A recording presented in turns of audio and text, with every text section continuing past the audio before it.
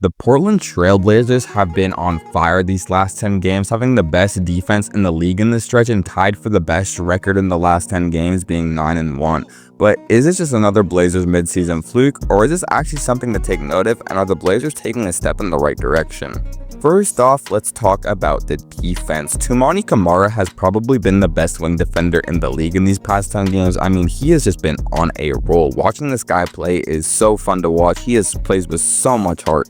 He is the anchor defensively for this team, and he's also a very underrated scorer, and he's a good three-point shooter. Like, watching him play, he can really put the team on his back when he wants to, and if Toumani Camara can live up to his potential, he could be a top tier two-way player. And I know this might sound like a stretch, but I really believe in Toumani Camara. And again, remember, he was part of this whole Suns-Milwaukee Bucks trade with the Portland Trail Blazers, and he was literally just like a throwaway to make salaries match, but he's really been a huge difference maker for this team. And then speaking of the Suns trade, you have to mention Deandre Ayton. I mean, this guy has been a complete tank for the Portland Trail Blazers, recently having a 20-20 game, which he has 4 on the season. He was very clutch in that last Suns performance, making his free throws to solidify the win for the Portland Trail Blazers. I thought for sure he was going to get traded at the deadline, but honestly, after that performance, I don't think he will be. I think he loves it in Portland, and he has been a very solid piece for Portland. And remember, he's only 26 years old, so this could be a part of the future for the Portland Trail Blazers. And honestly, in a couple of years, you could say the Portland Trail Blazers won this trade because it made them tank for Henderson, who has also been a phenomenal player for this team. He has been the perfect 6th man the Blazers could ask for. His true shooting percentage has gone up a lot. His three-point shot has been way better than it was last year, and he has become a way more versatile scorer. Everyone wanted to call him a bust after 1 year, but you just can't simply do that with top picks like Henderson.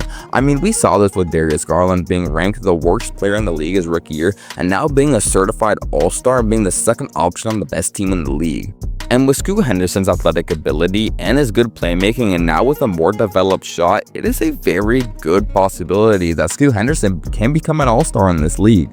Another player that is coming off the bench for the Portland Trail Blazers is also high pick Shaedon Sharpe. Shaedon Sharpe was going off in the beginning of the season, but then kind of slowed down and then got moved to the bench role. But again, he is a spectacular scorer as well.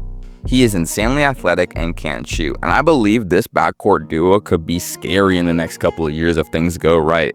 Another young player that has been playing very well for the Blazers, who has a lot of potential, is Donovan Clingan. Donovan Clingan has been one of the best rim protectors in the league. He gets a lot of rebounds, he gets a lot of points. I mean, he is like a better version of Walker Kessler when I watch him. I know that sounds crazy because Walker Kessler is a very good player, but I really see a lot of potential in this young center.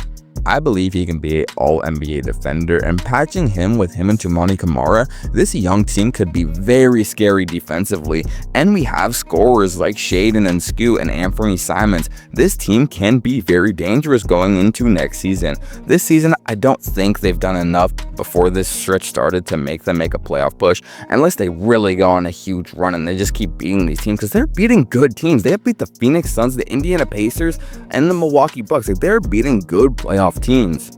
And another player, I mean, probably the most important factor of the stretch is Deni Avdija. He has been an electric scorer. He gets to the line, and that's really good in the NBA because obviously it's probably the most proficient way to score now in the league is to get those free throws and get to the line like Shai Gilgeous-Alexander or Giannis Antetokounmpo. And again, he is an electric scorer, and he really does bring the energy to this team. And again, the scorers like Anfernee Simons as well, he can pop off on any given night. I mean, he has been a little slow this year, definitely not one of his best years. But again, this team has one player that can go off any given night, and that's what makes this team so dangerous. At the deadline, I expect them to trade Robert Williams just because he doesn't really affect the Blazers that much. He doesn't really bring that much since they already have 2 good centers. They don't really need Robert Williams. And maybe Jerami Grant just to take him to a true contender, because I mean, I do feel kind of bad for him. We're kind of wasting his good years, but I do think he likes it in Portland to my knowledge. And he is a good veteran presence for this locker room. And I believe the Blazers buying into Chauncey Billups might have finally paid off. I mean, this whole thing was defense, and the Blazers' defense since he's gotten there has been pretty lackluster to say the least. But now this team is really showing that defensive heart that Chauncey Billups wanted to bring to the table. Maybe that's more of players than his doing, but I do believe Chauncey Billups has definitely been improving as a head coach. And maybe this Portland Trailblazers young core could really make a difference in the league in these next couple of years, because there is superstar potential on this team with players like Deni Avdija, Henderson, and Shaedon Sharpe.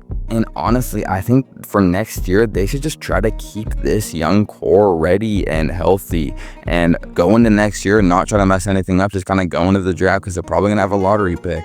And then just keep building up the culture, keep the players happy, keep the locker room happy, and this team can make a serious difference in the Western Conference.